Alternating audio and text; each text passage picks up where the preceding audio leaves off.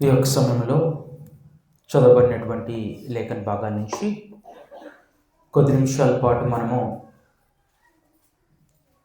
పరిశుద్ధులైన దేవుని ఎదుట అన్య అగ్ని అనేటువంటి విషయాన్ని గురించి మనం ఆలోచించేద్దాం. దేవుడు కోరినటువంటి దాన్ని మనిషి దేవుని కొరకు చేస్తాను అనేటువంటి ఆలోచన ఇది ఇప్పుడు జరిగేటువంటిది కాదు, కానీ దేవుడు కోరిన దాన్ని దేవుడు ఆజ్ఞను అతిక్రమించి ఇది ఆది నుంచి జరిగేటువంటి ఒక కార్యక్రమముగా దేవుని ఆజ్ఞను మేరటము, దేవుడు కోరిన దాన్ని దేవుని కొరకు చేయటం అనేది మనం ఆది నుంచి కూడా చూస్తూ ఉంటాము. అయితే మనకి ఇక్కడ లేఖన భాగాలు మనకి 10వ అధ్యాయం చదివినప్పుడు 10వ అధ్యాయంలో అహరోను కుమారులైన నాదాబు అబీబులు తమ తమ ధూపార్తలను తీసుకొని వాటిలోని పులిచి వాటి మీద ధూపద్రవ్యము వేసి యెహోవా తమకు ఆజ్ఞాపింపని వేరొక ఆజ్ఞను ఆయన సన్నిధికి తేగా యెహోవా సన్నిధి నుండి అగ్ని బయలుదేరి వారిని కాల్చివేసిను. వారు యెహోవా సన్నిధి మృతి పొందిరి. యెహోవా అగ్ని సన్నిధి నుండి అగ్ని బయలుదేరి వారి కాల్చివేసిను. వాస్తవంగా దేవుని సన్నిధి నుండి వచ్చినటువంటి అగ్ని దేన్ని కాల్చాలి, కానీ అక్కడ ఎవరు కాల్చబడ్డారు? దేవుడి సన్నిధి నుండి వచ్చినటువంటి అగ్ని, దేవుడి సన్నిధి నుంచి కూడా అగ్ని వచ్చి అక్కడ ఒకదాన్ని కాల్చేది. కానీ ఇక్కడ అది కాకుండా దానికి వేరుగా ఎవరు కాలిపోయారు అంటే ఇక్కడ వీరు కాలిపోయినట్టుగా చూస్తూ ఉంటాం. అయితే మనం చూసినప్పుడు వాస్ గాడ్ టూ సివియర్? నిజంగా దేవుడు అంత కఠినంగా ఉన్నాడా? నిజంగా వారు చేసింది చిన్న తప్పేనా? ఏదైతేనండి అగ్నే కదా, వారు చేసింది అది చిన్న తప్పేనా? నిజంగా వారు చేసినటువంటి అపరాధం ఏంటి అనేటువంటి 3 విషయాలు మనము ఆలోచించేద్దాము. ఇది ఒక భావోద్వేగంతో ఆలోచించేసేది కాదు, కానీ దేవుని యొక్క ఆజ్ఞను వారు అనుసరించకుండా దాన్ని మీరినట్లుగా, దేవుడి ఇన్స్ట్రక్షన్ మీరినట్టుగా మనకు కనిపిస్తుంది. అయితే వారు చనిపోవడానికి, నాదాబు అబీబు చనిపోవటానికి కారణం that God was not clear అండి. అంటే దేవుడు వారికి సరిగ్గా చెప్పపోవటం కాదు, దేవుడు వారికి చెప్పపోవటం కారణం కాదు, కానీ దేవుడు ఏం చేయాలో, ఎలాగ చేయాలో దేవుడు ముందుగానే వారికి చెప్పినప్పుడు కూడా దేవుడి యొక్క ఆజ్ఞను మీరినట్లుగా, అతిక్రమించినట్లుగా మనకు కనిపిస్తూ ఉంటుంది. అయితే మొట్టమొదటిగా మనం చూసినట్లయితే ఇక్కడ God has already provided the fire అండి. నువ్వు తీసుకొచ్చి, కొంచెం నిశ్శబ్దంగా ఉండాలమ్మా, కొంచెం డిస్టర్బెన్స్ ఉంది, పిల్లలు ఎవరో.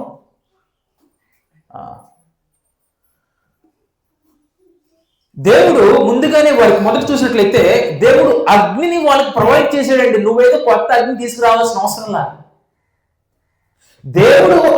దేవుడే స్వయంగా ప్రొవైడ్ చేస్తూ ఉన్నాడు. మనిషికి తనకు తానుగా ప్రొవైడ్ చేసుకున్నటువంటి అగ్ని కాదు. లోపలికి ట్యాబర్నికల్ ఉంటది. ప్రత్యక్ష గుడారంలో 2 భాగాలు ఉంటాయి. ఒకటి, ఇది ప్రత్యక్ష గుడారంలో అతి పరిశుద్ధమైన స్థలం ఒకటి అనుకోండి. పరిశుద్ధమైన స్థలం ఒకటి ఉంటుంది.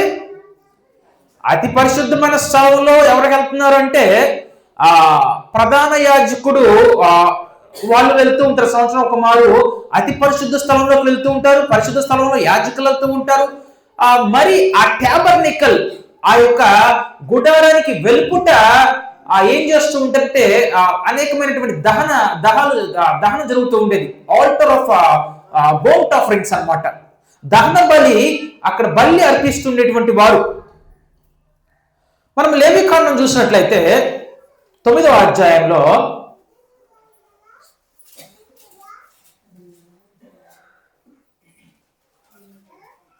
లేవికాండము 9వ అధ్యాయము. దేవుడే ఆ ఫైర్ ప్రొవైడ్ చేసినట్లుగా అగ్ని వారికి ఇచ్చినట్లుగా చూస్తూ ఉంటాము. లేవికాండము 9వ అధ్యాయం 24వ వచనంలో యెహోవా సన్నిధి నుండి అగ్ని బయలు వెళ్ళి బలిపీఠము మీదనున్న దహన బలి ద్రవ్యమును క్రొవ్వును కాల్చివేసును. ప్రజలందరూ దాన్ని చూచి ఉత్సాహ ధ్వని చేసి సాగిలిపడ్రి. ఎక్కడుంది బలిపీఠము? It was a bronze altar అండి, ఇత్తడి బలిపీఠము. మనం చూసిన బలిపీఠం ఎలా ఉండాలి అంటే మనకి చదవము కానీ ఎక్సోడస్ నిర్మాకాండం 27వ అధ్యాయంలో అంతకుముందు బలిపీఠం ఎలా కట్టేటువంటి వాడు? రాళ్లతో కట్టేటువంటి వాడు.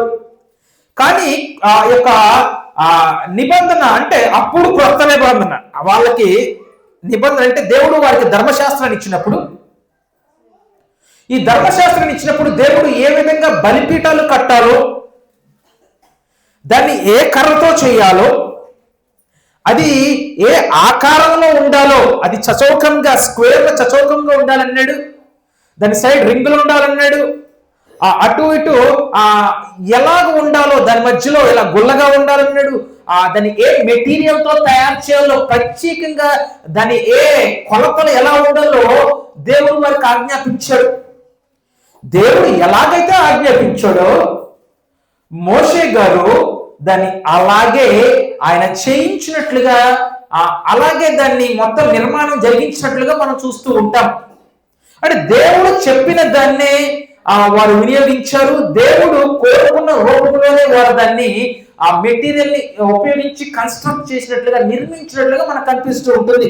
అయితే ఇక్కడ బయట బలిపీఠం కూడా చూసాము, అది ఇత్తడితో చేయబడింది. దాని మీద అది ఎక్కడ ఉంటుందంటే గుడారానికి వెలుపట ఉంటుంది. పరిశుద్ధ స్థలం, అతి పరిశుద్ధ స్థలానికి అది వెలుపట ఉంటుంది. అయితే దాంట్లో ఏంటి అంటే బలి అర్పిస్తారు. ఆ బలి చేసిన తర్వాత దాన్ని దహిస్తారు. అయితే ఇక్కడ గమనించవలసింది ఏంటి అంటే యెహోవా సన్నిధి నుండి అగ్ని బయలు వెళ్ళి బలిపీఠము మీద ఉన్న దహన బలి ద్రవ్యమును క్రొవ్వును కాల్చివేసిను. అంటే మరి ఓకే, వీరేం చేశారు? అగ్ని ఎక్కడి నుంచి వచ్చింది? అక్కడున్నటువంటి యాజకుడు తీసుకొచ్చాడు అగ్ని? లేదండి, కట్టెలు పేర్చాడు. ఆ యొక్క బలిని తీసుకొచ్చిన తర్వాత ఎవరైతే బలి అర్పిస్తున్నారో వాళ్ళు బలి అక్కడ తీసుకొచ్చిన తర్వాత బలి పశువులు వధించి అక్కడ పూర్తిగా కాల్చిపడేలాగా ఏం చేస్తున్నాడంటే బలిని దానిపైన ఉంచుతున్నాడు. దానికి కట్టెలు పేర్చేటువంటి కార్యక్రమం ఎవరు చూస్తున్నారు? దానికి కావలసినవన్నీ కూడా ఈ యొక్క యాజకుడు చూస్తూ ఉన్నాడు. యాజకుడు చూసినప్పుడు మరి అగ్ని ఎక్కడి నుంచి వస్తుంది? అగ్ని తీసుకొచ్చేదెవరో, నేను తీసుకొచ్చి అగ్ని వెలిగిస్తాను కాదండి. దేవుని యొక్క సన్నిధి నుండే అగ్ని బయలుదేరి ఆ యొక్క బలిపీఠాన్ని ఏం చేస్తుంది? బలిపీఠం మీద దహన బలిని అది కాల్చివేస్తుంది. చూసినట్లయితే మొదటిగా God himself started the fire. దేవుడే ఆ అగ్నిని మొదలు పెట్టినట్లుగా అగ్నిని ఇచ్చినట్లుగా చూస్తూ ఉన్నాము. తర్వాతగా యాజకుడు అగ్నిని రగిలించలేదు. ఆ యాజకుడు అగ్నిని రగిలించలేదు, దానికి కావలసినటువంటి వాటిని పేర్చాడు అంతే. అయితే the source of fire was divine, not human అండి. అగ్ని ఎక్కడి నుంచి వచ్చిందంటే దేవుని దగ్గర నుంచి వచ్చింది, మనుషుల నుంచి పుట్టుకొచ్చింది కాదు అనేటువంటి విషయాన్ని జ్ఞాపకం చేసుకోవాలి. అంటే అగ్ని దేవుడి నుంచి వచ్చింది అంటే అర్థం ఏంటి అంటే I accept this worship and priesthood అని అర్థం అండి. ఇదిగో ఈ యాజకత్వాన్ని వీరు తీసుకొచ్చినటువంటి బలిని నేను అంగీకరిస్తున్నాను అర్థం. దేవుడి నుంచి అగ్ని వచ్చింది అంటే ఆ బలిపీఠం మీద ఇదిగో వీరు దేని నిమిత్తం తీసుకొచ్చారో దాన్ని నేను అంగీకరిస్తున్నాను, అలాగే ఈ యాజకత్వాన్ని నేను అంగీకరిస్తున్నాను అనేటువంటి ఒక అర్థంతో వచ్చింది. అయితే ఆ అగ్ని ఆరిపోకుండా, దేవుడి నుంచి వచ్చినటువంటి అగ్ని ఆరిపోకుండా నిత్యము వెలిగుండేలాగా చూసేటువంటి బాధ్యత ఎవరి మీద ఉందంటే అక్కడ ఉన్నటువంటి యాజకుడి మీద ఉంది. అది ఆరిపోకుండా వస్తుంది, దేవుడి సన్నిధి నుంచి వచ్చిన తర్వాత అది ఆరిపోకుండా దానికి ఎప్పుడు కూడా నిత్యం వెలుగుండేలాగా అది చూసేటువంటి బాధ్యత ఎవరి మీద ఉందంటే అక్కడ యాజకుడి మీద ఉంది. రెండవదిగా చూసాం రెండవదిగా దేవుడు ఖచ్చితంగా ఆజ్ఞాపించాడు ఏమని అంటే ఆ అగ్ని ఆరిపోకూడదు. లేవికాండము 6వ అధ్యాయము దేవుడి సన్నిధి నుంచి వచ్చినటువంటి అగ్ని దహన బలిపీఠం మీద దహించేటువంటి అగ్ని అది ఆరిపోకుండా చూడాలి. 6వ లేవి కాండము 6వ అధ్యాయంలో 12-13 వచనాలు చూసుకున్నట్లయితే, బలిపీఠము మీద అగ్ని మండుచుండవలెను. ఏం చేయాలి? బలిపీఠం మీద అగ్ని ఎక్కడ మండాలి? ఎవరికి ఇచ్చిన అగ్ని అది? దేవుని యొక్క సన్నిధి నుండి వచ్చినటువంటి అగ్ని ఏ నెలలో వెలిగించినటువంటి అగ్ని కాదు అని జ్ఞాపకం చేసుకోవాలి. మొదటిగా గుర్తుపెట్టుకోవాలి, అది ఆరిపోకూడదు. రెండవది ఏంటి అంటే, అది ఆరిపోకుండా చూడవలసిన బాధ్యత ఎవరికి? ఎక్కడున్నటువంటి యాజకులది. ప్రతి ఉదయమున యాజకుడు దాని మీద కట్టెలు వేసి దాని మీద దహన బలి ద్రవ్యమును ఉంచి ఆ సమాధాన బలిగు పశువు ప్రోగును దహించాలి. అంటే ప్రతి ఉదయం ఏం చేయాలంటే యాజకుడు దాని మీద కట్టెలు వేసి దాని మీద దహన బలి ద్రవ్యమును ఉంచి, దహన బలికి సంబంధించినటువంటి ద్రవ్యం ఏదైతే ఉందో దేవుడు ఆజ్ఞాపించాడో ఆ ద్రవ్యాన్ని దానిపైన ఉంచిన తర్వాత అది సమాధాన బలి క్రొవ్వు ఏం చేస్తుందంటే సమాధాన బలిగా దాన్ని అది దహించబడుతూ ఉంది. తర్వాతగా 13వ వచనం అంటాడు, బలిపీఠము మీద అగ్ని నిత్యము మండుచుండవలను, అది ఆరిపోకూడదు. ఏదైతే బలిపీఠం మీద అగ్ని ఎప్పటికీ కూడా ఆరిపోకుండా యాజకుడు చూడాలి. అయితే ఇతను చేయాల్సినటువంటి పని ఏంటి? యాజకుడు యొక్క రోల్ ఏంటి? అతని పాత్ర ఏంటి అంటే దానికి కట్టెలు పేర్చడం, తర్వాతగా దాని మీద దహన బలి తీసుకొస్తే దహన బలి దాని మీద అతను మండించడం, తర్వాతగా అక్కడ ఉన్నటువంటి బూడిద ఏదైతే ఉందో వచ్చినటువంటి బూడిదని వాటిని తీసివేయటం, అలాగే అగ్ని ఆరిపోకుండా చూడటం. అది యాజకుడు చేయవలసినటువంటి పని. అక్కడ అంతేగాని వారు ఫైర్ మేకర్స్ కాదండి, వాళ్ళు అగ్ని పుట్టించినటువంటి వారు కాదు, వారికి అది ఆజ్ఞ లేదు. కేవలం వారు they are not fire makers, they are just fire keepers మాత్రమే. అంటే వాళ్ళు అగ్ని పుట్టించినటువంటి వాళ్ళు కాదు, అగ్ని పుట్టించినటువంటి అగ్నిని దేవలం దానికి కాపాడేటువంటి వారు మాత్రమే అని చూస్తూ ఉంటాము. అంటే దేవుడు ఎప్పుడు కూడా చూసినట్లయితే తర్వాత 3వ చూద్దామండి. అయితే 3వ చూసినట్లయితే God specified the source of fire for incense. అలాగనే మనం నాదాబు అబీ విషయంలో కూడా ధూప ద్రవ్యాలతో వాళ్ళు ఏం చేయాలి? ధూపం వేయాల.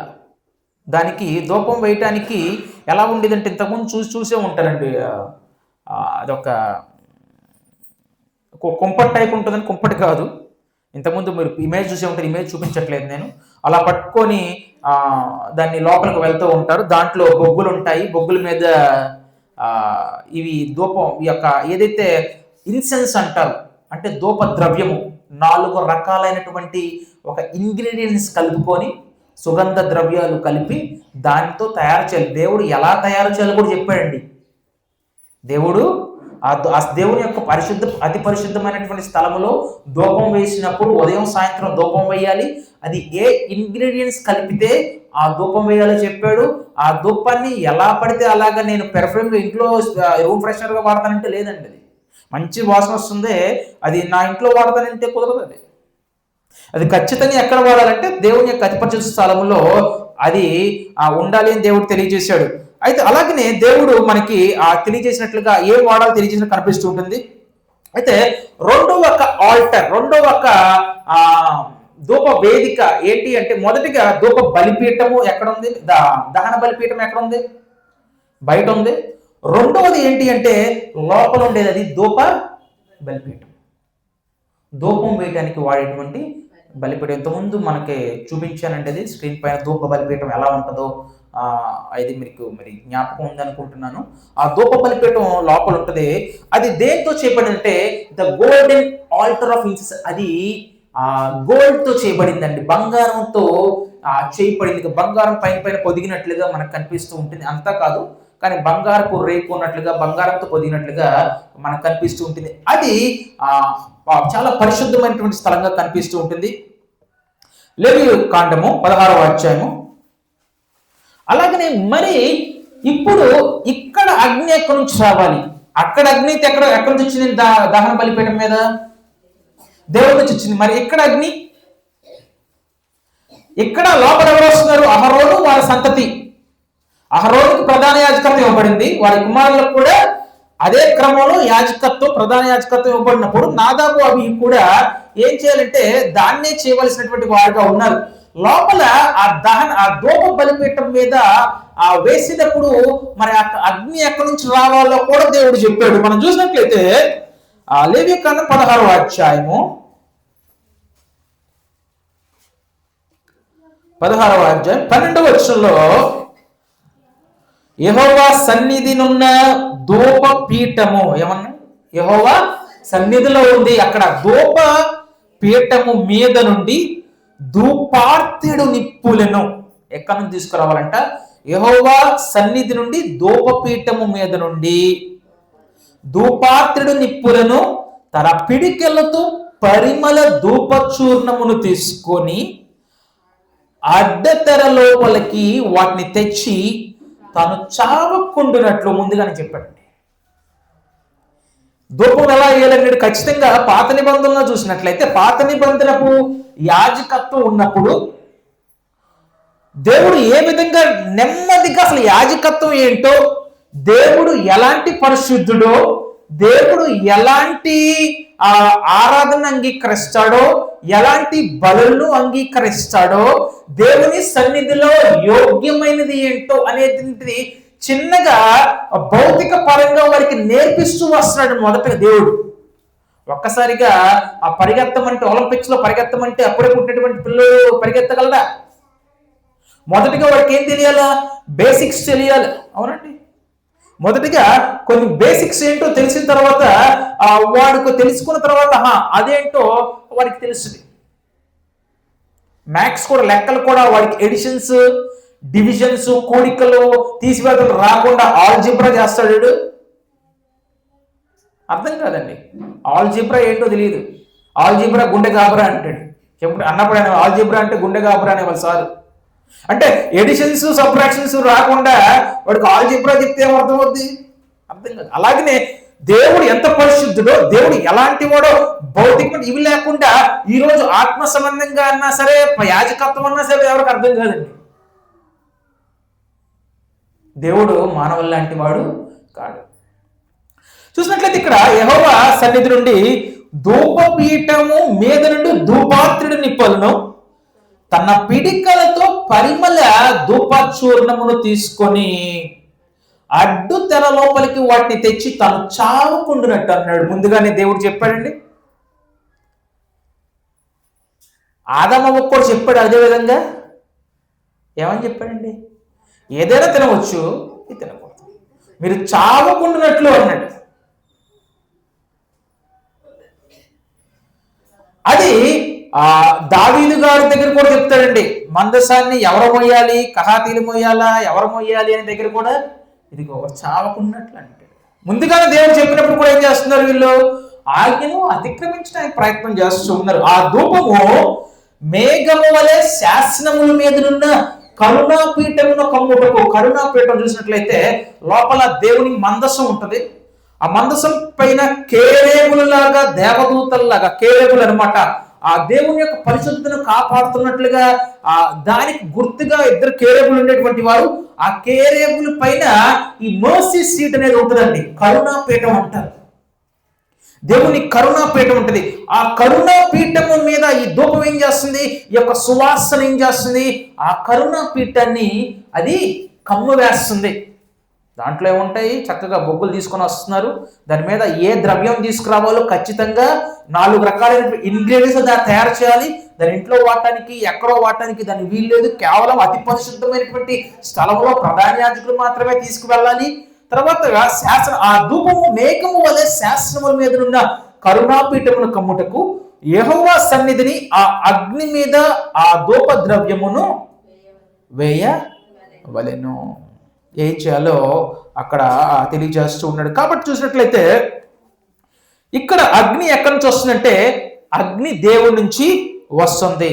అయితే వచ్చిన తర్వాత ఆ అగ్నిని మెయింటైన్ చేయాల్సింది ఎవరు అంటే అక్కడ ఉన్నటువంటి యాజకులు. అయితే అక్కడ దహన బలిపీఠం మీద నుంచి బొగ్గులు తీసుకురావాలి. ఎక్కడి నుంచి బొగ్గులు తీసుకురావాలండి? ఎక్కడికి? ధూప బలిపీఠం దగ్గరికి. బొగ్గులు ఎక్కడ తీసుకురావాలి? అక్కడ తీసుకురావాలి. అయితే దాని మీద ఏమి వేయాలి? ఇన్సెన్స్ వేయాలి. ఇన్సెన్స్ అంటే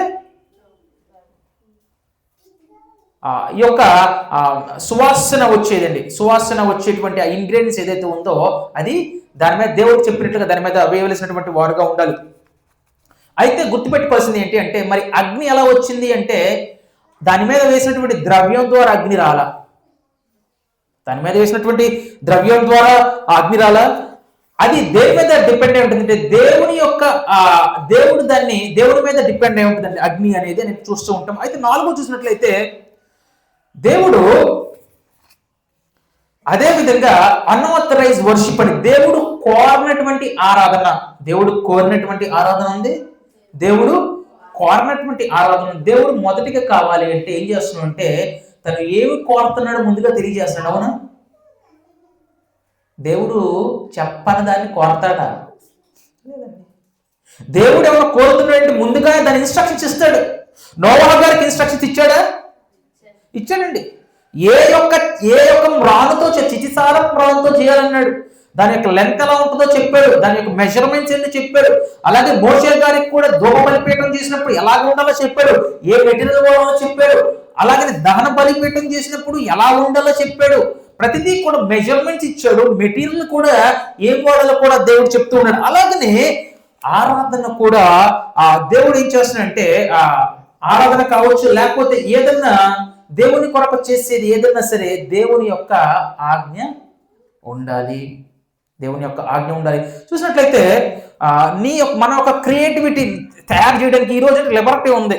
అది ఎలా పెడదాం ఏదో ఇది మందిరం కాదు, ఏదేదో స్థలం కనుక మనం చేసుకుంటాం. కానీ దేవుని కొరకు చేసేటువంటి విధానంలో ఏంటి అంటే మన క్రియేటివిటీ అక్కడ వాడకూడదు. చూసినట్లయితే మనకి నిర్గమాకాండం 30వ అధ్యాయం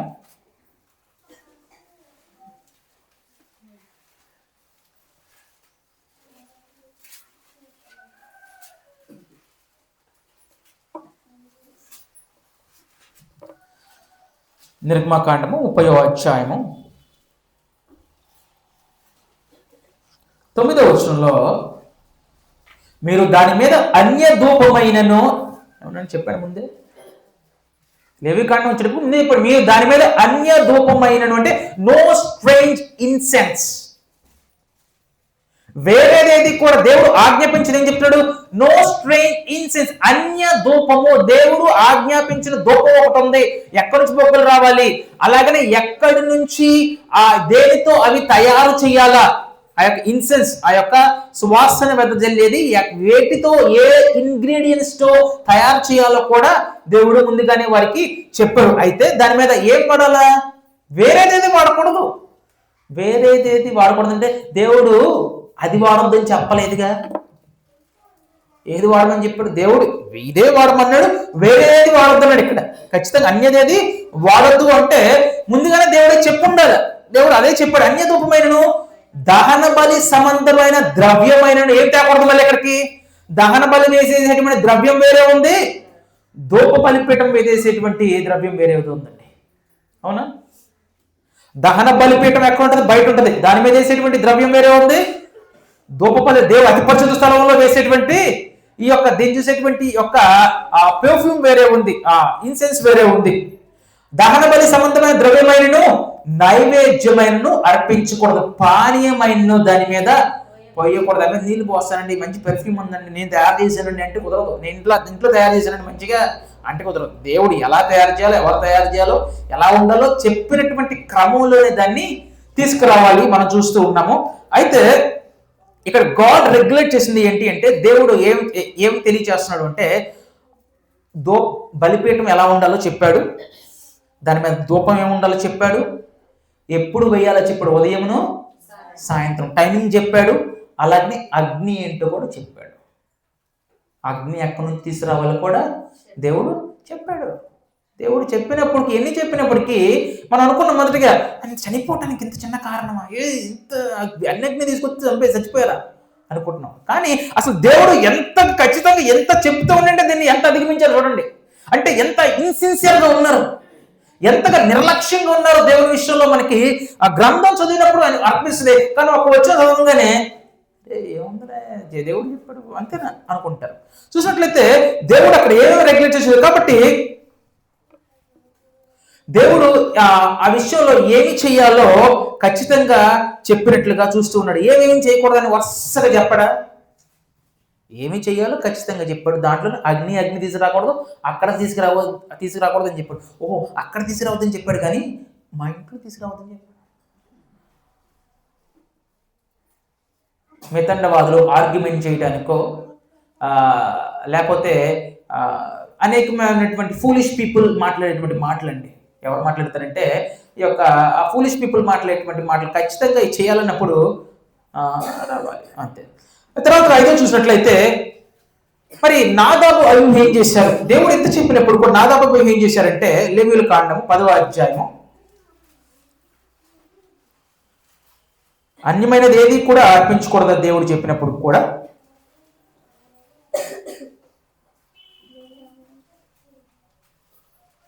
10వ అధ్యాయం 1వ వచనంలో అహరోను కుమారులైన నాదాబు అబీహులు తమ తమ ధూపార్తలను తీసుకొని వాటిలో నిప్పులుంచి వాటి మీద ధూపద్రవ్యము వేసి యెహోవా తమకు ఆజ్ఞాపింపని వేరొక అగ్నిని ఆయనకు సన్నిధికి తేగా. ఏం తీసుకొచ్చారు? వాటిలో తమ తమ ధూపార్తను తీసుకొచ్చారు. బాగుంది. ధూపాన్ని ఏం తీసుకోవాలి? ధూపార్తలు దేని మీద దానికి సువాసన వస్తా తీసుకొచ్చారు. బాగుంది. తర్వాతగా బొబ్బలు తీసుకొచ్చారు. బాగుంది. వాటిల్లో నిప్పులుంచారు, వాటి మీద ధూప ద్రవ్యం వేసి 2 కరెక్ట్గానే చేశారు. నిప్పులుంచారు, ధూప ద్రవ్యం వేశారు. కానీ అగ్ని ఎక్కడి నుంచి రావాలి? దేవుని సన్నిధి నుంచి వస్తే నువ్వు ఎందుకు తీసుకొస్తున్నావు? దేవుడు చెప్పదు నువ్వేం చేస్తున్నావు అంటే దేవుడు చెప్పని దాన్ని దేవుని కొరకే చేస్తున్నాడు. దేవుని ఆజ్ఞ లేకుండా, దేవుని ఆజ్ఞ లేని చోట దేవుని ఆజ్ఞకి ఏం చేస్తున్నాడంటే వీళ్ళు కలిపేటువంటి వ్యక్తులుగా ఉన్నారు. అలాగే దేవుడు ఆజ్ఞ ఉంది, దేవుడు ఆజ్ఞ ఉన్న చోట దేవుని ఆజ్ఞను నిర్లక్ష్యం చేస్తూ తీసేసేటువంటి వారు తీసేస్తున్నారు, దాన్ని కలుపుతున్నారు. ఏం తీశారు? దేవుడు ఆజ్ఞ పక్కన పెట్టేసి వీళ్ళ అగ్నిని తీసుకొచ్చారంటే కలిపారు, వీరు చేర్చారు. యాడ్ అండ్ సబ్ట్రాక్టెడ్ అండి. చూసినట్లయితే అలాగనే వాళ్ళు తర్వాతగా వారి పనిలో ఎలా ఉన్నారంటే వారు నిర్లక్ష్యంగా ఉన్నారు. ఎలా ఉన్నారు? దేవుని అతి పరిశుద్ధ, దేవునికి ఎంత దగ్గరగా ఉండి అంత స్ట్రిక్ట్గా ఉంటారు.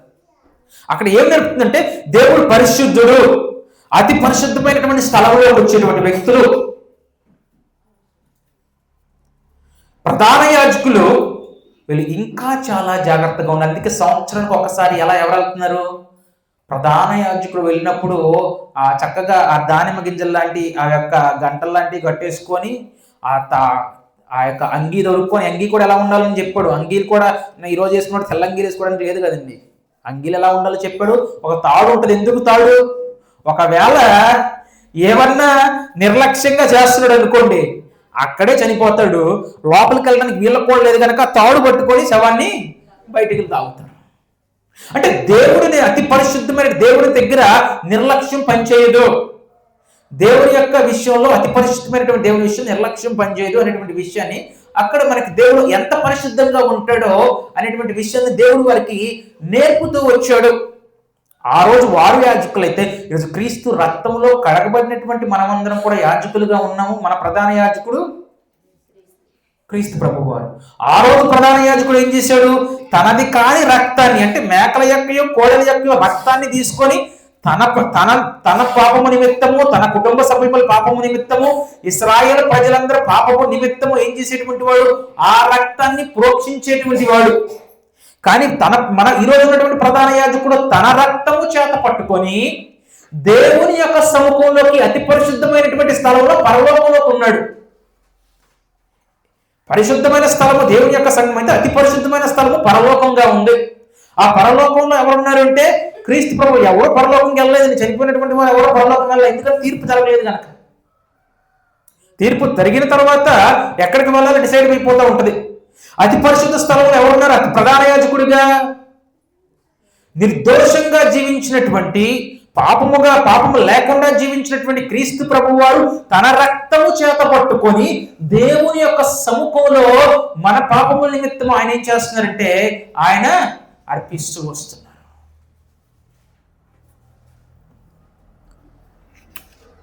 కాబట్టి ఇక్కడ చూసినట్లయితే వాళ్ళు చనిపోవడానికి కారణం ఏంటి అంటే వారు దేవుడు చెప్పినప్పుడు కూడా దేవుడు చెప్పని దాన్ని చేశారు.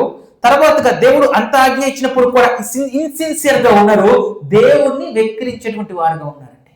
దాని ద్వారా ఏం చేశారంటే దే మోక్ గాడ్, దేవుణ్ణి వెక్కిరించేటువంటి వారుగా ఉన్నారు. ఏదైతే ఏముందలే, వారికి ఇచ్చినటువంటి బాధ్యతలు అతి పరిశుద్ధమైనటువంటి బాధ్యతను ఏంటి అంటే వారు విస్మరించినట్లుగా వారి పరిశుద్ధతను వారు కాపాడుకోనకుండా దేవుని యొక్క అపరిశుద్ధంగా అపవిత్రంగా దాన్ని చేసిన దాన్ని బట్టి వారు అక్కడికక్కడికి వారికి అదే అగ్ని వచ్చి వారు ఏ అగ్ని ఏం చేయాలా, ధూపం వెలిగించాలా, ఆ అగ్ని దహన బలిని కాల్చాలి. కానీ దేవుడి సన్నిధి నుంచి అగ్ని ఏమైంది, దేవుడి సన్నిధి నుంచి వచ్చిన అక్కడ దేన్ని కాల్చాలా, దహన బలిని కాల్చాలా. దేవుడి సన్నిధి నుంచి అగ్ని ఎక్కడ దేనికి వచ్చాలా, ధూప బలిపీఠ, ఆ యొక్క ధూప బలిపీఠం మీద ధూపం రావాలి. కానీ ఇక్కడ ఏమైంది, వీరిని కాల్చివేసినట్లుగా చూస్తూ ఉన్నాము. అయితే తర్వాత చూసినట్లయితే వాడు ఇండిపెండెంట్ గా ఆలోచన చేశారంటే తమ సొంత నిర్ణయాలు తీసుకున్నారు దేవుని ఆజ్ఞప్పుడు కూడా. దావీదు గారు కూడా ఒకప్పుడు అలాగే చేశారు. వాడిని దావీదు గారు కూడా ఎవరు మొయ్యాలి, ఎలా మొయ్యాలి, ఎక్కడ కనుక్కోవాలి, ధర్మశాస్త్రంలో దాంట్లో చూసి ఎవరు ఏం చేయాలో ఖచ్చితంగా దాని ప్రకారంగా నేను నడిపించాలి రాజ్యాన్ని. దాని ప్రకారం నడిపించుకోకుండా వాళ్ళకి తెలిసిన నలుగురిని పిలుచుకొని ఏం చేస్తే బాగుంటుంది, దీన్ని ఎలా తీసుకెళ్తే బాగుంటుంది అని ఇండిపెండెంట్ గా ఆలోచించి సొంత నిర్ణయంతో ఆలోచించినట్లుగా మనం చూస్తూ ఉన్నాము. అయితే దేవుడు కొన్ని చోట్ల సైలెంట్ గా ఉన్నాడు అంటే, కొన్ని చోట్ల చెప్పలేదు అంటే అది చెప్పలేదు కనుక నువ్వు చేయడానికి పర్మిషన్ కాదండి. దేవుడు అక్కడ దాని గురించి మాట్లాడలేదు అంటే దాని గురించి చెప్పలేదు కదా, నేను చేస్తాను అంటే ఏం చేస్తారంటే దేవుడు అక్కడ సైలెంట్ గా ఉన్నాడు అంటే ఏం చేస్తున్నారు అంటే వీళ్ళు దాన్ని గ్రాంటెడ్ పర్మిషన్ గా తీసుకున్నారు. అలా కుదరదు అనేటువంటి విషయం మనకు గ్రంథంలో ఇక్కడ తేటగా కనిపిస్తూ ఉంది. ఎందుకు పనిష్మెంట్ ఇమీడియట్ గా వచ్చింది మనకి 2వ వచనంలో, లేవీయుకాండం 10వ అధ్యాయం 2వ వచనంలో, వెంటనే యెహోవా సన్నిధి నుంచి అగ్ని బయలుదేరి అతన్ని కాల్చివేసి, చూద్దాం 10వ అధ్యాయము 2వ వచనంలో, యెహోవా సన్నిధి నుండి అగ్ని బయలుదేరి వారిని కాల్చివేరు, వారు యెహోవా సన్నిధిని మృతి పొందిరు. ఎందుకు కాల్చివేశారని చెప్తున్నాడు, ఎందుకు వాళ్ళు చనిపోయారని చెప్తున్నాడు అంటే 3వ వచనం చూసినట్లయితే, అప్పుడు మోషే అహరోనుతో ఎట్లా ఎవరో మోషే అహరోనుతో ఎట్లా, ఇది యెహోవా చెప్పిన మాట, నా యొద్ద నుండు వారి యందు నేను నన్ను పరిశుద్ధ పరుచుకొందును, ప్రజలందరి ఎదుట నన్ను మహిమ పరుచుకొందును. దేవుడు పరిశుద్ధ పరుచుకుంటాడు. దేవుడు దేవుని యొక్క పరిశుద్ధ దేవుని యొక్క సన్నిధిలోకి ఏమి రావాలి అంటే పరిశుద్ధమైనదే ఉండాలా. దేవుని యొక్క పరిశుద్ధమైనటువంటి దేవుని పరిశుద్ధులు గనక మీరు కూడా పరిశుద్ధులై ఉండి సమస్త ప్రవర్తన యందు కూడా పరిశుద్ధులై ఉండి అనేటువంటి విషయాన్ని దేవుడు తెలియజేస్తున్నాడు. తర్వాతగా 6వ వచనం చూసినట్లయితే మనకి హెబ్రీయులకు రాసినటువంటి పత్రికలో కనిపిస్తుందండి. హెబ్రీయులకు రాసినటువంటి పత్రిక ఇది దేనికి, కేవలం ఇది ఛాయారూపంగానే మాత్రం ఈ గుడారం కానీ, అక్కడ ఉన్నటువంటి యాజకత్వం కానీ, అక్కడ ఉన్నటువంటి బలులు కానీ, ఈ మొత్తం కూడా ఎలా ఉన్నాయంటే కేవలం ఛాయారూపకంగానే ఉన్న నీడ మాత్రమే. నీడ స్వరూపం ఎక్కడ ఉంది, క్రొత్త నిబంధనలోకి వచ్చేసరికి నిజ స్వరూపం ఉన్నట్లుగా మనకు కనిపిస్తుంది. క్రొత్త నిబంధనలో హెబ్రీయులకు రాసిన పత్రిక 8వ అధ్యాయము 5వ వచనంలో, మోషే గుడారము అమర్చిపోనప్పుడు కొండ మీద నీకు చూపబడిన మాదిరి చొప్పున సమస్తమును చేయుటకు జాగ్రత్త పడుమని. ఏంటంటే మోషే గుడారం ఎలా, మోషే గుడారాన్ని ఏ విధంగా కట్టాడో కొండ మీద మోషే చెప్పబడింది. దాని ప్రకారం మోషే దాని మొత్తం కూడా సమస్తాన్ని జరిగించినట్టు చూస్తున్నాడు. మాదిరి చొప్పున సమస్తమును చేయుటకు జాగ్రత్త పడుమని దేవుని చేత హెచ్చరించబడిన ప్రకారము ఈ యాజకులు పరలోక సంబంధము వస్తువుల ఛాయారూపకమైన గుడారమునందు సేవ చేయుదురు. మనకు కూడా గుడారం ఉంది. ఆ గుడారం ఏంటి అంటే సంఘము. పరలోక సంబంధమైనటువంటి ఛాయా రూపము అన్నాడు. పరలోక రాజ్యపు ప్రతిబింబం. ఓ సంగమ సర్వాంగమ పరలోక రాజ్యపు ప్రతిబింబమ అనేటువంటి ఒక పాట ఉంటుందండి. అయితే సంఘము పరలోక రాజ్యపు ప్రతిబింబించేలాగా ఉండాలి అనేటువంటి చూస్తూ ఉన్నాము. అయితే ఇక్కడ ప్రథమ యాజకులు పరలోక సంబంధము వస్తువుల ఛాయారూపకమైన గుడారమునందు సేవ చేయడం. గుడారము అంటే కనిపించేటువంటి కాదు, కానీ క్రీస్తు ప్రభు సంఘము, ఆ శరీరము, ఆయన యొక్క మనం ఈరోజు ఆరాధన చేసేటువంటి బలులు అర్పించేటువంటి గుడారం, ఆ రోజు బలు అర్పించేటువంటి గుడారం, భౌతికమైనటువంటి బలు అర్పించేటువంటి గుడారం ఏముంది? మోషే ద్వారా నిర్మించబడినటువంటి ఆ యొక్క గుడారము. ఈరోజు ఆత్మీయమైనటువంటి గుడారం, అది భౌతికమైనటువంటి గుడారము. ఈరోజు ఆత్మీయమైనటువంటి గుడారము క్రీస్తు ప్రభు యొక్క సంఘము అయి ఉంది అనేటువంటి విషయం మనకు కనిపిస్తుంది. తర్వాతగా హెబ్రీయులకు రాసిన పత్రిక, అది ఆ రోజునటువంటి గుడారము ఛాయ అని చూస్తూ, నీడని చూస్తున్న తర్వాతగా హెబ్రీయులకు రాసిన పత్రిక 9వ అధ్యాయంలో 7వ వచనం చదివితే, సంవత్సరమునకు ఒక్కసారి మాత్రమే ప్రధాన యాజకుడు, సంవత్సరమునకు ఒక్కసారి మాత్రమే ప్రధాన యాజకుడు ఒక్కడే రక్తము చేత పట్టుకొని రెండవ గుడారములోనికి ప్రవేశించును. ఎక్కడికండి? రెండవ గుడారం అంటే అతి పరిశుద్ధమైన స్థలం ఉంది, అతి పరిశుద్ధమైన స్థలం ఉంది, అది రెండో గుడారం అన్నాడు. అడ్డుతెర లోపలికి ఎవరు వెళ్తున్నాడు? ప్రధాన యాజకుడు వెళ్తూ ఉన్నాడు. ఆ ప్రధాన యాజకుడు ఎలా పెడితే అలా వెళ్ళిపోతాడా? శుభ్రంగా ఎలాగ శుభ్రంగా వెళ్ళాలో, ఏం ధరించుకొని వెళ్ళాలో ఖచ్చితంగా ఎలా భయపడుతూ వెళ్ళేటువంటి వారండి. ఎలా వెళ్ళేవాళ్ళు? చాలా పవిత్రంగా భయం కలిగి వెళ్ళేటువంటి వారండి. ఎందుకంటే దేవుని అతి పరిశుద్ధ స్థలంలో ఏమన్నా ఎక్కడన్నా అపరాధం జరుగుతుందేమో అని చాలా జాగ్రత్తగా వెళ్ళేటువంటి వారు. అయితే ప్రధాన యాజకుడు అక్కడ రక్తము చేత, ఏ రక్తం చేత పట్టుకున్నాడు? తనది కాని రక్తం చేత పట్టుకున్నాడు. ఆ రెండో గుడారం ప్రవేశించును. ఆ రక్తము తన కొరకును ప్రజల అజ్ఞాన కృతముల కొరకును అతడు అర్పించును. దీన్ని బట్టి ఆ మొదటి గుడారం ఇంకా నిలుచుండగా అతి పరిశుద్ధ స్థలములో ప్రవేశించు మార్గము బయలుపరచపడలేదని పరిశుద్ధాత్మ తెలియజేయుచున్నాడు. కాబట్టి ఆ రోజునటువంటి అతి పరిశుద్ధ స్థలము భౌతికమైనటువంటి గుడారం. ఈ రోజు ఉన్నటువంటి అతి పరిశుద్ధమైన స్థలం ఎక్కడ ఉందంటే దేవుని యొక్క పరలోకము అనేటువంటి విషయం మనకు కనిపిస్తుంది. మూడో చూసినట్లయితే ఇక్కడ ప్రధాన యాజకుడు 9వ అధ్యాయంలోనే 11వ వచనం చదువుదామండి. 11వ వచనంలో, అయితే క్రీస్తు రాబోచున్న మేలుల విషయమై ప్రధాన యాజకుడిగా వచ్చి తానే నిత్యమైన విమోచన సంపాదించి, అంటే నిత్యమైన విమోచన, ఇదివరకు నిత్యమైన విమోచన కాదంటే, లేదా టెంపరీ కవరింగ్ మాత్రం నిత్యమైంది కాదు. తనది కాని రక్తము, కోడెల యొక్కయో మేకల యొక్కయో రక్తము పట్టుకొని తన పాపము నిమిత్తము, ఇశ్రాయేలు ప్రజల పాపము నిమిత్తము అది అర్పించేది కేవలం అది టెంపరీ మాత్రమే. ఇదిగో నేను పాపం చేశాను, దాన్ని బట్టి ఈ బలి అర్పిస్తున్నాను. ఒక పేదవాడైతే ఇదిగో నాకు తాహత లేదయ్యా, ఇదిగో నువ్వు ఇవి తీసుకొచ్చి అర్పించు. కానీ ఇదంతా కూడా టెంపరీ మాత్రమే. పర్మనెంట్ సొల్యూషన్ ఏంటి దీనికి అంటే క్రీస్తులో చూసే వాళ్ళని క్షమించారు. వాళ్ళు క్షమించడం కూడా పూర్వంలో జరిగినటువంటి పాపములకు కూడా దేని బట్టి క్షమించబడ్డాయి అంటే క్రీస్తుని బట్టే. క్రీస్తు యొక్క ఆ యొక్క శిలువ మరణాన్ని బట్టే పూర్వం జరిగినటువంటి పాపాలకు కూడా, అది దావీదు చేసినటువంటి పాపానికి కూడా అది క్షమాపణ క్రీస్తులోనే, క్రీస్తు ప్రభువులోనే ఉంది అనేటువంటి విషయం మనకు కనిపిస్తుంది. ఆ మేలుల విషయం ప్రధాన యాజకుడిగా వచ్చి తానే నిత్యమైన విమోచన సంపాదించి హస్తకృతము కానిది, అనగా ఈ సృష్టి సంబంధము కానిదియు మరి ఘనమైనదియు పరిపూర్ణమైనదైన గుడారము ద్వారా, పరిపూర్ణమైనది, అది అసంపూర్ణమైనటువంటి గుడారము, ఈ సృష్టి సంబంధమైనటువంటి గుడారము. కానీ యేసుక్రీస్తు వారిది అది ఈ సృష్టి సంబంధమైనది కాదు, పరిపూర్ణమైన గుడారము. మేకల యొక్కయు కోడెల యొక్కయు రక్తముతో కాక తన స్వరక్తముతో ఒక్కసారి పరిశుద్ధ స్థలములో ప్రవేశించను.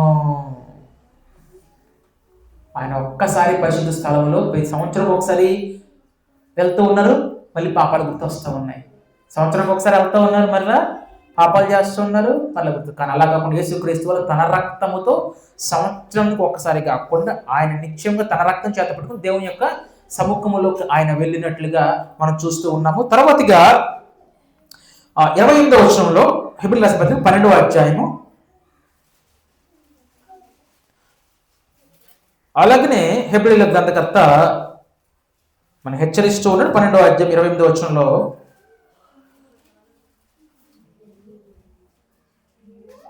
12:28లో అందువలన మనము నిశ్చలమైన రాజ్యము పొంది దైవ కృప కలిగి ఉందము. ఆ కృప కలిగి వినయ భయభక్తులతో దేవునికి ప్రీతికరమైన సేవ చేయదము. అంత కూడా చెప్తూ పాత నిబంధనలో ఉంది కేవలం ఛాయారూపకు మాత్రమే. వారు ఏ విధంగా ఇన్సిన్సియర్ గా దేవుని యొక్క సముఖంలో ఏ విధంగా ఉండి వారు పాపం చేసి ఏ విధంగా శిక్షకు అర్హులుగా మారారో అలాగ మనం చేయొద్దు. దానికంటే అతి శ్రేష్టమైనటువంటి మనము రక్తము చేత కడిగిపడి ఉన్నాము. నేరుగా ఈరోజు అతి శ్రేష్టమైనటువంటి రక్తములో మనము పరిశుద్ధమైనటువంటి రక్తం ద్వారా కడగబడి మన పాపములో మనం విమోచించబడి క్రీస్తు ప్రభు యొక్క శరీరములో అవయముగా చేర్చబడి ఉన్నాము. దేవుని యొక్క కుమారుడుగా కుమార్తెగా అంగీకరించబడి ఉన్నామండి. ఎలాగ అంగీకరించబడ్డాడు? అబ్బా తండ్రి అని పిలవగలిగేటువంటి స్థాయి దేని ద్వారా? క్రీస్తు ప్రభు ద్వారానే సాధ్యమైందండి. దేవునికి మనకున్నటువంటి బాంధవ్యం పాపం ద్వారా తెగిపోతే క్రీస్తు ప్రభు వారి రక్తాన్ని బట్టి ఆయన యొక్క చేసినటువంటి ఆ యొక్క గొప్ప శిలువ బలియాగాన్ని బట్టి మనం ఈరోజు అబ్బా తండ్రి అని పిలవగలుగుతూ ఉన్నాము. ఆ యొక్క గొప్ప స్థితిని కాబట్టి ఆ కృప కలిగి ఆ కృప పొందుకున్నటువంటి మనము మన పాపను క్షమించబడి అతి పరిశుద్ధమైన స్థలంలోకి వచ్చినటువంటి మనము ఆ కృప కలిగి వినయ భయభక్తులతో దేవునికి ప్రీతికరమైనటువంటి సేవ చేయదము. లెట్స్ సర్వ్ గాడ్ యాక్సెప్టబుల్ అంటే దేవుడికి అంగీకారమైనటువంటి సేవ. మన ఇష్టానుసారమైంది కాదండి. ఈరోజు మనిషి ఏం చేస్తున్నాడు అంటే దేవుడు కోరని దాన్ని దేవుడు కొరకు చేయాలని చూస్తున్నాడు.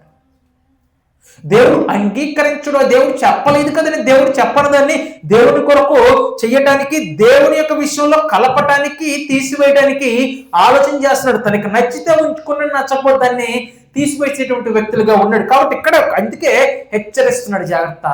దేవునికి ప్రీతికరమైన సేవ, ఇంగ్లీష్లో అంటే acceptable service to God అన్నాడు. let us serve God acceptably for our God is consuming fire అన్నాడండి. దేవుడు దహించు కింద అంటాడు, ఏలయనగా మన దేవుడు దహించు అగ్ని అయి ఉన్నాడండి. జ్ఞాపకం చేస్తున్నాడు ఎక్కడికి?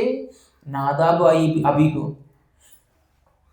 దేవునికి ప్రీతికరమైన సేవ చేశారా వారు? దేవునికి ప్రీతికరమైన సేవ చేయలేదండి. దేవుడికి అంగీకారమైనటువంటి సేవ చేయలేదండి. దేవుని యొక్క చిత్తం ఉన్నప్పటికీ, దేవుని యొక్క ఆజ్ఞ ఉన్నప్పటికీ దేవుని యొక్క ఆజ్ఞను అలుసుగా తీసుకున్నారు. ఈ రోజు కూడా అంతకంటే శ్రేష్టమైనటువంటి మనం స్థలములో మనం ఉన్నాము. అంతకంటే శ్రేష్టమైనటువంటి ఆ యొక్క సంఘములో మనం ఉన్నాము. తన స్వరక్తం ఇచ్చి సంపాదించినటువంటి తన సంఘములో ఏది మనము నిలబడ్డాం.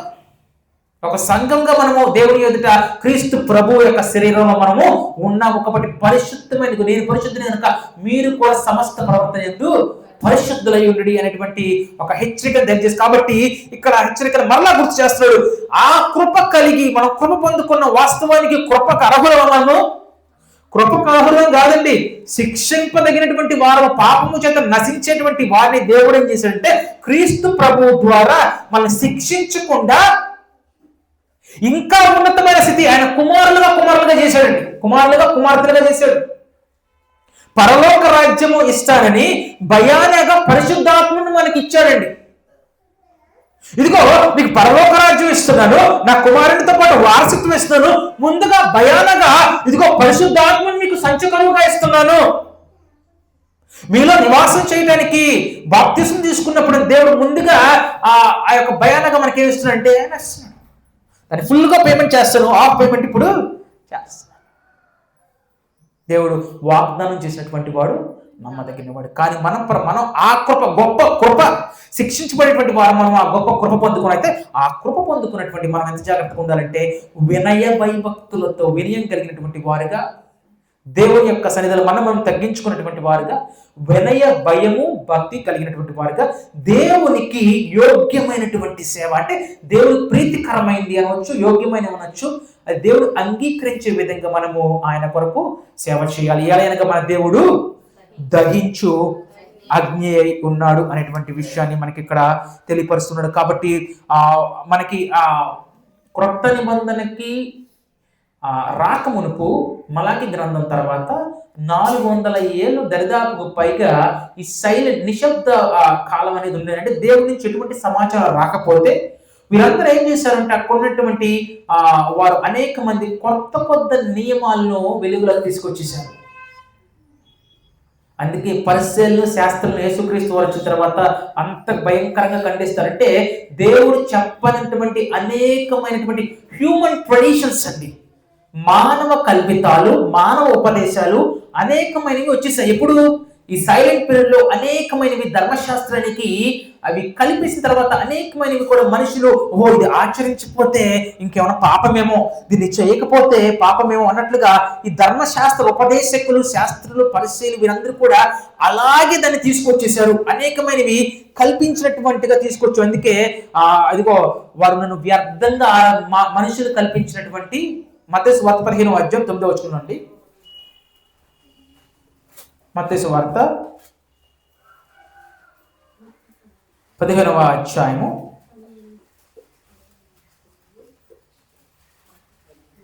9వ వచనంలో, వేషధారులారా ఈ ప్రజలు తమ పెదవులతో గనపరచుదు కానీ వారి హృదయములు నాకు దూరముగా ఉన్నది. అంటే ఇన్సిన్సియర్ అండి. హృదయాలు దూరంగా ఉంటాం ఏంటంటే సిన్సియారిటీ లేదు. హృదయంలో ఎవరు లేరు? దేవుడి పట్ల సరైనటువంటి శ్రద్ధ, సిన్సియారిటీ లేదు. కనుక ఈ ప్రజలు కేవలం తన పదవులను గనపరుస్తున్నారు కానీ వారి హృదయాలు నాకు దూరంగా ఉన్నాయి. మనుషులు కల్పించినటువంటి పద్ధతులు ఏం చేస్తారంటే మనుషులు అనేకమైనటువంటి పద్ధతులు కల్పించేశారండి. దేవుడు చెప్పని దేవుడి కొరకు చేస్తున్నాం అనేటువంటి ఒక అలవాటు ఆ మనుషుల్లోకి ఏనాడో వచ్చేసింది. అది అలవాటుగా మనుషుల యొక్క ఉపదేశాలు దైవ ఉపదేశాలుగా మాట్లాడుతున్నారు. ఇది చేయకపోతే పాపం, మీరు చేసుకోరా, మీరు చెయ్యరా? దేవుడు ఆజ్ఞ లేని చోట దేవుని ఆజ్ఞగా మనుషులపై రుద్దేటువంటి కార్యక్రమం జరుగుతుంది ఈరోజు లోకంలో.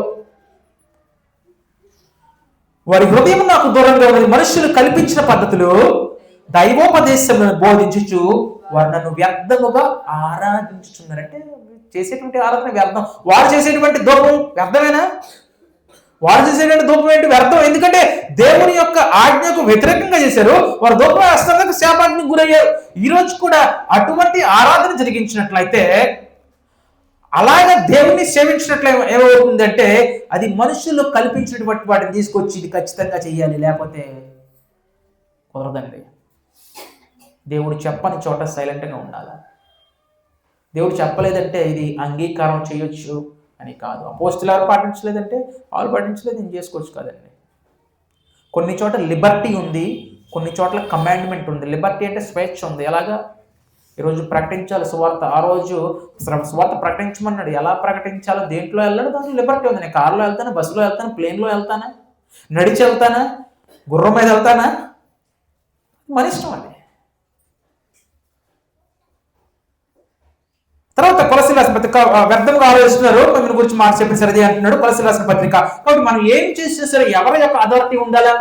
క్రీస్తు ప్రభు యొక్క అథారిటీ ఉండాలి, క్రీస్తు ప్రభు యొక్క అధికారం ఉండాలి. కొలస్సీయుల రాసిన పత్రిక 3వ అధ్యాయం 17వ వచనంలో,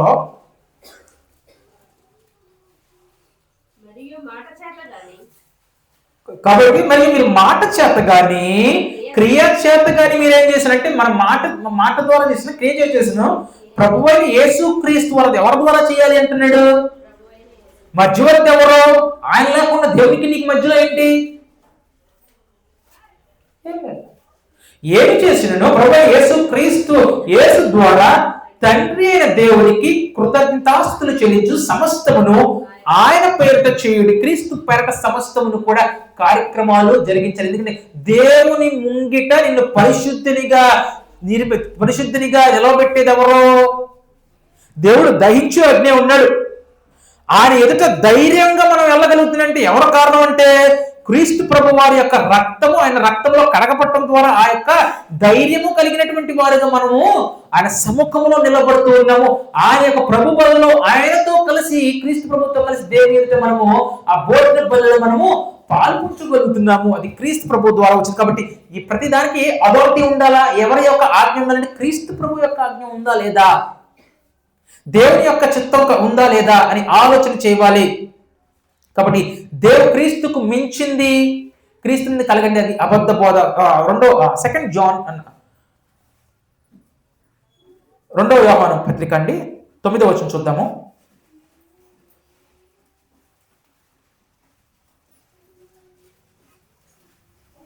క్రీస్తు బోధ యందు నిలిచి ఉండక దాన్ని విడిచి ముందుకు సాగు ప్రతివాడును దేవుని అంగీకరణ. క్రీస్తు బోధలో నిలిచి ఉండాలి, క్రీస్తు మాటలో నిలిచి ఉండాలి, క్రీస్తు యొక్క అథారిటీ ఉండాలా, క్రీస్తు యొక్క ఆజ్ఞ ఉండాలా. నిలిచి ఉండక దాన్ని విడిచి ముందుకు కొనసాగు ప్రతివాడు దేవుని అంగీకరింపవాడు. ఆ బోధ యందు నిలిచి ఉండేవాడు తండ్రిని కుమారుని అంగీకరింపవాడు. ఇది దేవుని బోధ, క్రీస్తు బోధ కాదా? దేవుని యొక్క చిత్తమా కాదా? పరిశీలన చేయవలసినటువంటి వారిగా మనం ఉండాలి. ఏ బోధ పడితే ఆ బోధ వినేసుకొని ఎక్కడ పడితే అది దేవుని కొరకు చేస్తున్న క్రీస్తు బోధ అంటే కాదండి. అపోస్తల బోధ కాదా, క్రీస్తు బోధ కాదా, అది మనస్వారం కాదా అనేటువంటి ఆలోచన కలిగిన వివేచన కలిగినటువంటి వాడిగా మనం వినేటువంటి బోధ విషయంలో కూడా ఏది పడితే అది వినటానికి లేదండి. ఏది పడితే వినిపడితే కలిపి చెరిపేస్తే చివరిగా ఒకసారి వింటాం, రెండోసారి వింటాం, మూడోసారి వింటాం, నాలుగోసారి వింటాం, బాగా చెప్తున్నారు అనుకుంటాం. కానీ చిన్నగా గుడ్డివాడికి దారి చూపిస్తే ఇద్దరు కూడా వెళ్ళి గుంటలో పడేటువంటి ఒక పెద్ద ప్రమాదం ఉంది కనుక. కాబట్టి క్రీస్తు బోధ అంటే ఏంటో, అపోస్తుల యొక్క బోధ ఖచ్చితంగా దేవుడి ఆజ్ఞ ఉంటుంది, దేవుని యొక్క చిత్తం మాకు ఉంటుంది అనే విషయం మనకు కనిపిస్తుంది. కాబట్టి మన యొక్క అజంప్షన్కి నాదాబు అబీహు ఏదో కూడా ఇవిల్ ఫైర్ తీసుకున్న సాతాను అగ్ని తీసుకొచ్చారా? సాతాను అగ్ని తీసుకొచ్చారా? కీడు అగ్ని తీసుకొచ్చారా? ఈ అగ్ని అయితే వేరు, ఆ అగ్ని అయితే చాలా భయంకరమైన అగ్ని, మంచి అగ్ని కాదండి. అది అగ్ని. కాకపోతే ఇట్ వాస్ అన్ఆథరైజ్డ్ ఫైర్, దేవుడు ఆజ్ఞాపింపనటువంటి అగ్ని అంట. కాబట్టి దేవుని ఆజ్ఞాపించిన దాన్ని దేవుని కొరకు చేస్తున్నాం అనేటువంటి వ్యక్తులు ఈరోజు అనేక మంది ఉన్నారు. దీని గురించి బైబిల్లో చెప్పబడలేదు కనుక నేను చేయొచ్చు అనుకునే విషయంలో మనిషి దేవుని ఆజ్ఞను మీరేటువంటి వ్యక్తులుగా ఉంటూ ఉన్నారు. దేవుని కొరకే, దేవుని ఆజ్ఞ లేని చోట దేవుని కొరకు చేస్తాడంటే దేవుని అంగీకరిస్తాడా? దేవుడు అంగీకరించేటువంటి వ్యక్తిగా ఉంటాడు. God never accept. దేవుడు ఏ ఆరాధనను ఏ సేవను అంగీకరించడంటే బేస్డ్ ఆన్ అసంప్షన్ అండి. మనం అనుకోని ఊహాజనితంగా దేవుడు క్లియర్గా ఆజ్ఞ లేకుండా మన ఊహాజనితంగా చేసేదాన్నో, లేకపోతే పారంపర్యంగా చేస్తున్నారండి, మా తాతలు ముత్తాతలు చేస్తున్నారండి కాబట్టి నేను చేస్తానో, లేకపోతే బేస్డ్ ఆన్ హ్యూమన్ విజ్డమ్ అంటే మనుషుల యొక్క జ్ఞానానుసారంగా వచ్చిందని దాని ప్రకారం చేస్తే దేవుడు అంగీకరింపడు. చివరిగా రోమిల్ రాసిన పత్రిక దేవుడు కోరుకున్నటువంటి సేవ ఏంటి అంటే, రోమిల్ రాసిన పత్రిక దేవుడు కోరుకున్నటువంటి బలి, దేవుడు కోరుకున్నటువంటి సేవ ఏంటి అంటే ఈరోజు రోమిల్ రాసిన పత్రిక 12వ అధ్యాయం 1వ వచనంలో, కాబట్టి సహోదరులారా పరిశుద్ధమును దేవునికి అనుకూలమునైన సజీవం. ఎవరికి అనుకూలం అండి? అందుకంటే నాకు అనుకూలం అండి, నేను చక్కగా తినవచ్చు, తిరగవచ్చు, తాగొచ్చు, ఇది నాకు అనుకూలం కాదు. ఎవరికి అనుకూలంగా ఉండాలి చేసేటువంటి సేవ? దేవుడికి అంగీకరిస్తున్నాడో లేదో ఆలోచన చేయాలి. మొదటిగా మనుషులు ఏం చేస్తారు? దేవుడికి అంగీకారమా, దేవుడి చిత్తమా, దేవుడు క్రీస్తు బోధ, అపోస్తుల బోధన ఆలోచన చేయకుండా ఏం చేస్తున్నారంటే ఎవరో ఎక్కడో ఒక టీవీలో కనిపించాయని చెప్తున్నాడు, ఫలానాలు చేస్తున్నారు, మా తాత ముత్తాతలు చేస్తున్నారు, మా వంశపారంపర్యంగా చేస్తున్నారు, ప్రపంచం అంతా చేస్తున్నారు అని ఏం చేస్తున్నారంటే దేవుణ్ణి గౌరవపరిచేటువంటి వారుగా ఉన్నారు, దేవుణ్ణి అపరిశుద్ధంగా చేసేటువంటి వారుగా ఉన్నారు, దేవుణ్ణి సన్మానించుకునేటువంటి వారుగా ఉన్నారు. కాబట్టి సహోదరుల పరిశుద్ధమును దేవునికి అనుకూలమైన సజీవ యాగముగా, ఎలా అంటే సజీవ యాగం అని చెప్పుకున్నాం, బ్రతికుండంగానే దహించబడుతూ ఉన్నాం మనము. శరీరాశ, నేత్రాశ, జీవకుటుంబానికి దూరంగా ఉన్నటువంటి వ్యక్తులుగా ఉన్నాం. సజీవంగా బ్రతికుండంగానే దహించబడినటువంటి వ్యక్తులుగా మీ శరీరములు ఆయనకు సమర్పించుకునడని దేవుని వాత్సల్యమును బట్టి మిమ్మల్ని బతిమాలు కొనుచున్నాను. ఇట్టి సేవ మీకు యుక్తమైనది. మీరు ఈ లోక మర్యాదను అనుసరింపక, లోక మర్యాద అంటే లోకం ఒక మర్యాద ఉంటుంది, లోకం ఒక స్టైల్ ఉంటుంది, లోకం ఒక విధానం ఉంటుంది, లోకం ఒక ఆ ట్రెడిషన్ ఉంటుంది, లోకం ఒక బోధ ఉంటుంది. అవునండి, లోకం మొత్తం చేస్తున్నారు, నేను చేస్తానంటే మీరు లోక మర్యాదను అనుసరింపక ఉత్తమమును ఉత్తమమైందా కాదా? అనుకూలమైందా కాదు. ఎవరికి అనుకూలమైంది? నాకు అనుకూలమో, మీకు అనుకూలం, ఇంకొకరికి అనుకూలం కాదండి, దేవునికి అనుకూలం అని మొదటి వచనంలో చెప్తున్నాడు. అనుకూలమును సంపూర్ణమై ఉన్న దేవుని చిత్తం మీద పరీక్షించి తెలుసుకున్నట్టుకు మీ మనస్సు మారి నూతనమవటం వలన రూపాంతరము పొందుడి అనేటువంటి విషయం చెప్తున్నాడు. కాబట్టి దేవుడు ఎప్పుడు కూడా ఆరాధన విషయంలో కానీ, దేవుని సేవించేటువంటి విషయంలో కానీ, దేవుడు చెప్పని దానిని దేవుడు మోషే యుగంలో అంగీకరించలేదు, క్రీస్తు ప్రభు యుగంలో కూడా దేవుడు అంగీకరించడు. దేవుడు కోరని దాన్ని అప్పుడు అంగీకరించలేదు, ఇప్పుడు కూడా దేవుడు అంగీకరించడం అనేటువంటి విషయాన్ని దేవుని యొక్క గ్రంథం మనకు ఖచ్చితంగా తెలియపరుస్తుంది. కాబట్టి మనమందరం కూడా దేవునికి ప్రీతికరమైనటువంటి సేవ క్రీస్తు ప్రభు ద్వారా ఎంతో శ్రేష్టమైనటువంటి ఎంతో మంది ప్రవక్తలు ఈ స్థితి చూడాలని, క్రీస్తు ప్రభు చూడాలని, ఈ యొక్క స్థితిని చూడాలని ఎంతో గొప్ప కళలు కన్నప్పుడు కూడా వారు దాన్ని చూడలేకపోయారు. ఎవరు దేవదూతలకు కూడా లేనటువంటి గొప్ప భాగ్యం. దేవదూతలు కేవలం సేవకులు మాత్రమే అన్నాడండి. ఎవరు పరిచారం చేసేటువంటి వ్యక్తులు మాత్రమే. అంత గొప్ప దేవదూతలకు కూడా మొక్కినటువంటి వారు ఉన్నారు. కానీ అలాంటి దేవదూతలు వారికి లేనటువంటి ఆ యొక్క గొప్ప స్థితి కుమారులు కేవలం వారి పనివారు మాట, కానీ కుమారులుగా కుమార్తెలుగా గొప్ప వారసత్వంలో ఆ యొక్క గొప్ప భాగ్యం వరకు ఇచ్చేటువంటి క్రీస్తు ప్రభు యొక్క శరీరములు, అంటే ఆయన రక్తములో కడగబడినటువంటి వారికి ఉన్నటువంటి గొప్ప ఘనత. దేవుడు ఎంతో గొప్ప ప్రేమమయుడు, కనికరా సంపన్నుడు. ఒకవేళ అటువంటి స్థితిలో దేవుడిని కోరినటువంటి స్థితిలో ఎవరన్నా ఉన్నట్లయితే, ఇంకా దేవుడు ఇంకా గొప్ప రక్షణ ఇచ్చినప్పుడు కూడా రక్షణ నిర్లక్ష్యం చేస్తూ ఉన్నట్లయితే, రక్షణ పొందుకోవాలని రక్షింపబడినటువంటి వారు ఇంకా దేవుని విషయంలో నిర్లక్ష్యంగా ఉన్నట్లయితే, తమ నిర్లక్ష్యం వాడి దేవుని యొక్క కృపకు పాత్రలుగా కావాలని కోరుకుంటూ ఈ యొక్క వాక్యం ద్వారా నేను హెచ్చరించుకుంటూ మీ అందరూ హెచ్చరి సెలవు తీసుకున్న నా యొక్క వందన తెలియజేస్తున్నాను. సహోదరులు మరియస్ గారు, రత్నబాబు గారు వచ్చి ఈ కార్యక్రమాన్ని నడిపించవలసిందిగా ప్రభు పేరిట ఆహ్వానిస్తూ ఉన్నాను.